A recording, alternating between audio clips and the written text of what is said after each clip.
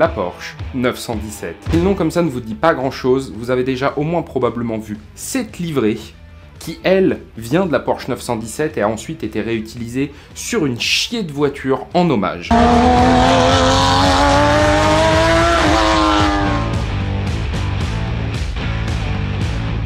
Bonjour, bonsoir les enfants, j'espère que vous allez bien. Aujourd'hui, on va parler d'un des monstres légendaires de chez Porsche, la 917 et son châssis en carton-pâte. Pour te faire un petit peu d'histoire, on est au début des années 60 et Porsche se dit qu'il serait peut-être temps d'aller casser un cul sur un terrain auquel ils se sont pas encore essayés, Le Mans.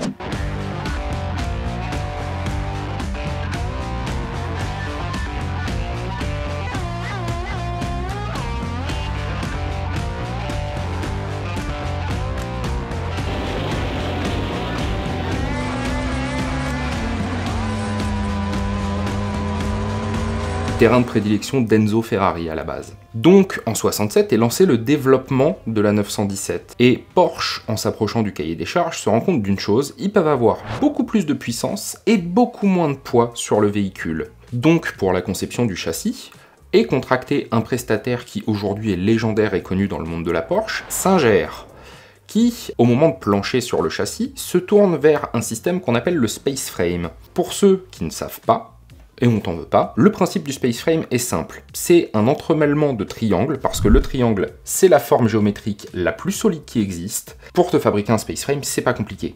Tu prends un triangle, t'en mets un autre à côté, tu répètes ça autant de fois que nécessaire, et la logique étant la suivante. Chaque triangle récupère sa force de celui qui lui est adjacent. Un triangle va donner sa force à celui à côté de lui, et forcément, quand tu fais une boucle, il y a un espèce d'équilibre mécanique qui se crée. C'est pour la version très simple. Je prends le temps de t'expliquer un truc, c'est que les rushs pour la partie moteur ont disparu dans les méandres de l'ordinateur. Tu vois bien que je suis pas habillé pareil et qu'on n'est pas le même jour et que je suis obligé de profiter de l'éclairage artificiel. Enfin, sois pas con, tu vois bien. Du coup, au niveau du moteur, dans tout leur délire de performance, à l'époque, Porsche, ils se sont pas tant fait chier que ça. Ils ont pris un flat 12 de 4,5 litres de cylindrée qui, pour l'époque, sortait 520 chevaux. Ce qui déjà est très honorable à l'époque. Sauf que ce moteur, il a eu plusieurs variantes. Au Mans, notamment, ils avaient retravaillé déjà ce moteur-là à 4,9 litres et il sortait à peu près 630 chevaux. 630 chevaux, c'est bien, même pour aujourd'hui. D'ailleurs, petite anecdote, la 917, elle aura aussi une carrière en Can-Am. Sauf que elle a failli tuer le Can-Am parce que cette voiture sortait, messieurs dames roulement de tambour, retravaillée à 5,4 litres entre 1100 et 1580 chevaux. En 1979, on est en l'an de grâce 1979, ça et ça, c'est les voitures qu'on vend au grand public qui tabassent. C'est-à-dire que t'as ça déjà, ça y va, hein. Mais ouais, du coup, ils ont failli tuer la catégorie parce qu'en fait, plus personne voulait venir participer. Tu sais, t'es là, t'es une écurie, tu te dis, je vais pas m'emmerder à venir gâcher du carburant, des pneus, des consommables, peut-être même des pilotes, hein, parce qu'à l'époque, les accidents, c'était bien plus monnaie courante qu'aujourd'hui, pour perdre face à Porsche. Porsche, ils arrivaient, ils faisaient podium. Pourquoi tu te ferais chier à venir courir là-dessus, quoi? Y a aucune gloire pour toi à prendre. Juste du risque et de la dépense financière. Dans leur frénésie de gratter le plus de poids possible, les tubes qui composaient le châssis de la 917 faisaient moins de 2 mm d'épaisseur. Je sais pas si tu te rends compte, c'est obscène. À la fin du développement, on se retrouve avec une base qui fait 42 kg. C'est 100 kg de moins que les châssis Ferrari de l'époque. Ce qui te permet d'avoir cette photo qui est exceptionnelle d'un des mécaniciens de chez Singer qui porte un châssis de 917 au-dessus de sa tête, comme si c'était un pack de flotte. Moi, je trouve cette photo absolument incroyable, elle me fait mourir de rire. Et d'ailleurs, dans le but de gratter toujours plus, l'alliage d'aluminium qui compose ce châssis est un alliage qui est propriétaire à Porsche et dont on n'a encore aujourd'hui pas la composition. Par contre, il est développé avec zéro marge de sécurité. Pour t'expliquer, quand on développe une pièce mécanique dans le milieu de l'automobile, on a ce qu'on appelle une marge de sécurité. C'est-à-dire que si jamais un tube est censé recevoir une charge nominale, en gros quand tu t'assois dedans de 80 kg, si tu fais 80 kg, on s'assure que le tube puisse en porter 130.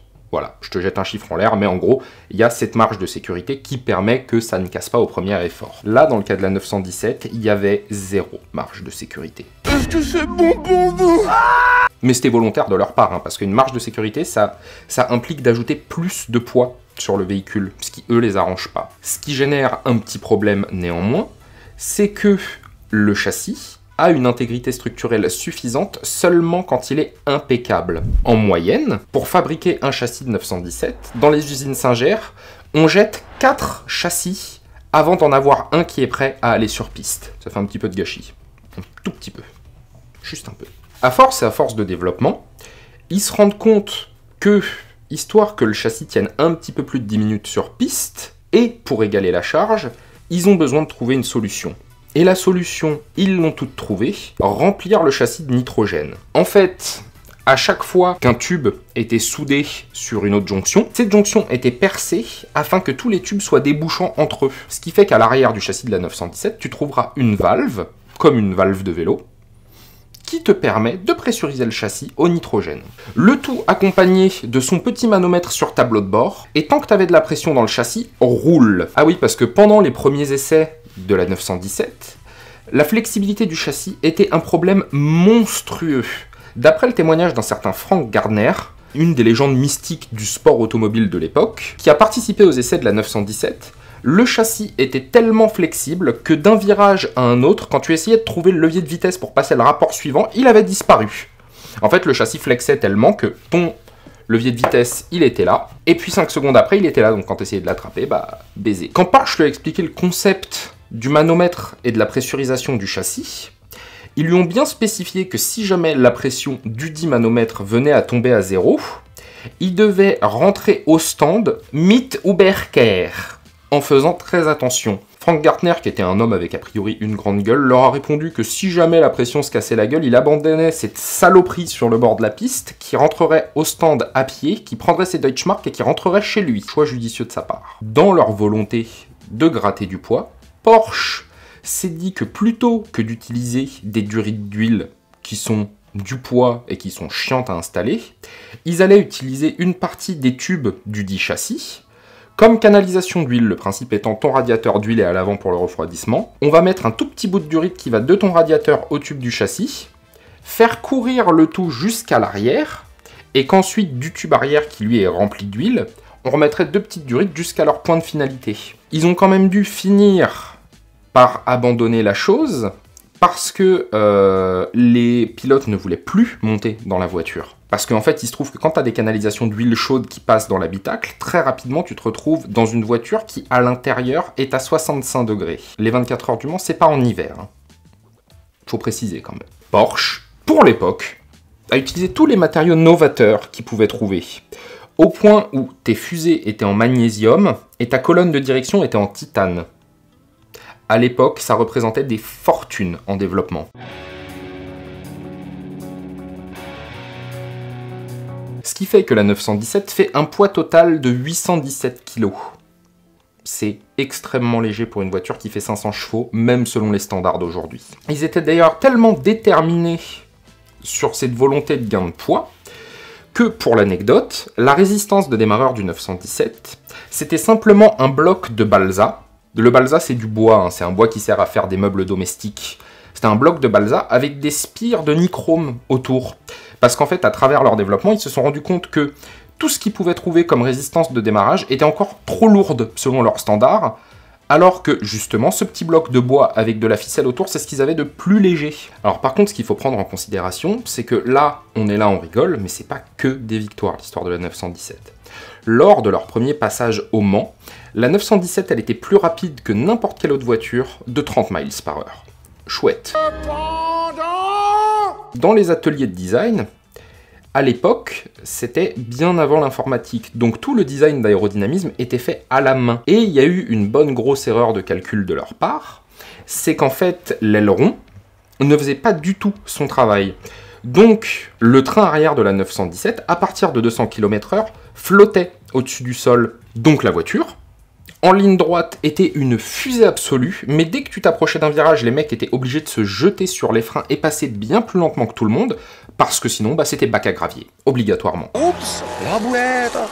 Alors heureusement, on n'a jamais eu de décollage de 917, A contrario d'une autre marque allemande qui, eux, pour le coup, ont vraiment merdé, Mercedes, parce que eux, pour le coup, ils n'ont pas d'excuses, ils avaient déjà la DAO. Here we go. Oh my god! Oh my god, the Mercedes. You can't park that there, mate. Fuck off! Mais en soi, pour la 917, on n'est quand même pas passé loin du décollage plus d'une fois. Parce qu'on était quand même à un point où les pilotes se plaignaient que quand ils passaient pleine balle la ligne Mulsanne, qui à l'époque n'avait pas de chicane, comme aujourd'hui, dans le rétroviseur intérieur, ils voyaient le ciel, à quel point le cul de la voiture se levait. D'ailleurs, durant le fameux premier passage au Mans de la 917, ils ont dû abandonner à la 22e heure. Oh merde! Oh, c'est con ça! En fait, il y avait une fuite d'huile qui s'est déclarée, et quand ton châssis, c'est tes canalisations d'huile, c'est embêtant. C'est à partir de là qu'ils ont abandonné complètement l'idée d'utiliser le châssis comme canalisation d'huile. On va prendre un petit peu plus de poids, mais on va peut-être prendre un petit peu plus de fiabilité, sur place ou emporté. Et c'est d'ailleurs à cette occasion-là, après cet abandon, qu'ils se sont rendus compte de cette fameuse erreur d'aéro. Sur un concept simple, en fait, le nez de la voiture, lui, était recouvert de moustiques, mais toute la queue du véhicule, elle, était absolument immaculée. Ce qui n'est absolument pas normal, hein. Quand ton air se plaque bien sur l'arrière du véhicule, des moustiques, t'en as sur l'entièreté de la voiture. D'ailleurs, si tu fais l'expérience sur ton véhicule personnel, tu verras là où t'as de l'appui et là où t'as du lift. Là où t'as de l'appui, t'auras des moustiques de collé sur ta voiture. Là où t'as aucun moustique de collé, c'est que t'as de l'effet de lift. Il y a quand même maintenant un minimum d'effort quand on design des voitures. Sauf pour certaines marques qui s'en foutent, mais en même temps, c'est généralement des marques low cost. Enfin bon, après pour cet abandon à la 22e heure, quand même, les pilotes étaient pas mécontents. Parce que le pilote de l'époque, Richard Atwood, a quand même fini par dire des années plus tard que il en était bien content de cet abandon parce que c'était quand même jouer avec sa vie que de piloter la première version de la 917 au Mans. Parce que si on résume, la voiture en ligne droite, elle décollait, et en virage, elle avait le cul qui tenait pas, donc incontrôlable. Donc après cet échec, Porsche, ils ont ressorti la planche à dessin, ils s'y sont remis pendant un moment, et ils sont revenus avec une deuxième version de la 917, la 917K, qui était un petit peu plus lente, parce que appui aérodynamique, mais qui par contre avait beaucoup plus de grip. Donc au final, elle était 4 secondes plus rapide au tour. Par contre, on va revenir au sujet de départ qui nous intéresse. Son châssis, lui, était toujours pressurisé au nitrogène, et je sais pas si c'est l'appellation officielle, il n'y a jamais eu de nom officiel pour, mais en tout cas, elle avait ce qu'on appelle la jauge de mort. C'était le nom du petit manomètre de pression sur le tableau de bord. Parce qu'en fait, tant que tu restais entre 8 et 10 bars, t'étais good, sauf qu'en dessous de ça, ça impliquait que tu avais une fuite dans ton châssis. Et il y a un petit point que j'ai peut-être pas assez appuyé sur le concept de Space Frame, c'est que il tire tout son avantage de la géométrie du triangle.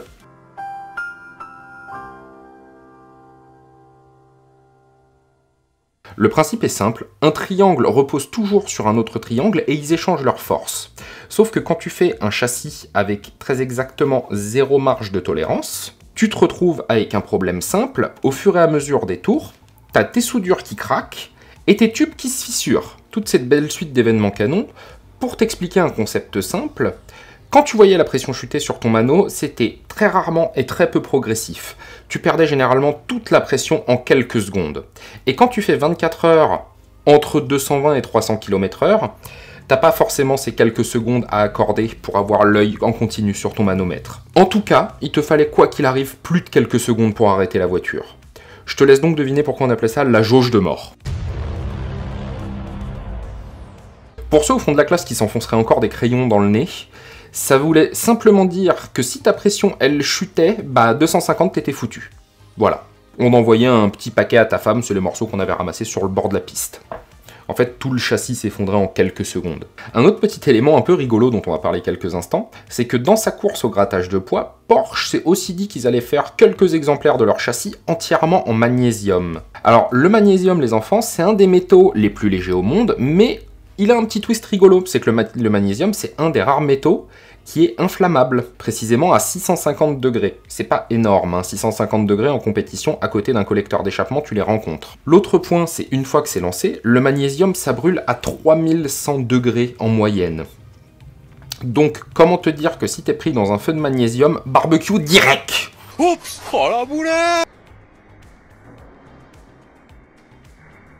Surtout que un feu de magnésium, ça aussi c'est rigolo, si tu balances de l'eau dessus, ça génère un autre élément chimique et ça brûle plus fort. Sachant que personne ne voudrait monter dans un châssis en magnésium, les mecs de chez Porsche ont fait un choix très simple, ne rien dire aux pilotes de l'époque. Donc, ce monsieur, dont je ne sais pas prononcer le nom, et Helmut Marko. Ça va, je peux prononcer. Il se trouve que par chance, les mecs ont gagné, félicitations, et que tout ça s'est bien passé. Mais dans l'histoire, il y a quand même eu 2-3 dérapages à base de ça. Hein. Par exemple, un pilote de chez Honda, Joe Schlesser, au Grand Prix de France en 68, lui, il a fait barbecue, direct. Tout ça pour te dire que la Porsche 917, c'était probablement l'une des machines les plus indomptables de l'époque d'or de l'automobile. Et qu'on fera jamais ça à nouveau. Il y a bien trop de réglementation maintenant. Alors quand même, il faut aussi le préciser, suite à ça, sur les années qui ont suivi, Porsche ont continué encore et encore et encore de redesigner la 917, et concrètement ça a été un énorme succès. Hein. Et encore aujourd'hui, ils gagnent. Les mecs ont trouvé la recette. C'était à peu près tout ce que j'avais à vous raconter pour aujourd'hui sur la 917 et son châssis. En tout cas, merci d'avoir regardé cette vidéo. N'hésitez pas à vous abonner, à nous mettre un pouce bleu, ça nous aide avec l'eau grand algorithme. Mets-moi dans les commentaires ce que t'en penses et si t'as plus d'informations sur cette voiture, hein, on est toujours là pour prendre. Tu peux bien évidemment aussi envoyer cette vidéo à ta mère, à ton père, à ton frère, à ta sœur, à ton oncle, tes cousins, s'ils aiment ça. Allez, bisous!